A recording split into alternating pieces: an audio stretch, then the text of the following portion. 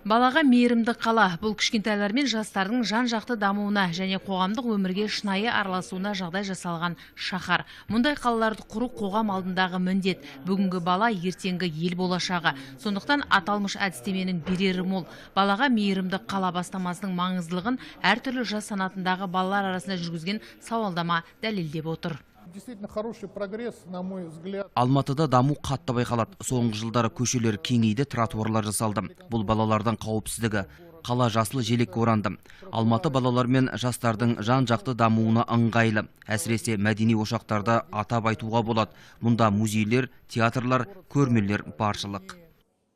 7-ші форумды британдық кеңес, Алматы қаласының әкімдігі, Алматы даму орталығы, Қазақстан-Британ техникалық университеті мен ЮНИСЕФ балалар қоры ұйымдастырды. Игілікті іс-шараға жергілікті және халықаралық сарапшылар, студенттер мен балалар қатысты. Кездесу барысында Алматының балаға мейірімді қала бастамасына қосылуға толық мүмкіндігі бар екені айтылды.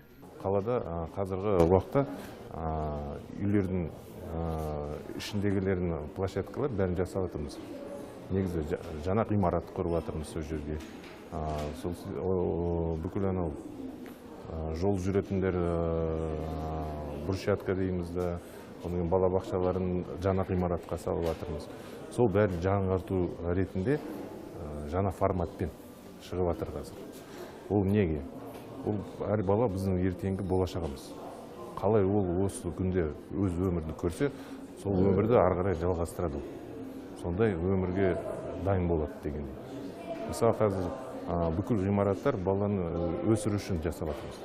Жалпы алып шаһарда балаларға жағдай барынша жасалуда. Ол баланың қауіпсіздігі, білім алуы, денсаулығы, бос уақытын тиімді пайдалану сияқты негізге алынған 17 қағидатқа сай жұмыстар жүргізілуде. Айта кету керек, Алмалы ауданы осы бастамаға қатысып, аудан балаларға мейірімді болып танылды. Алма Мұқанова, Талғат Жамбыл.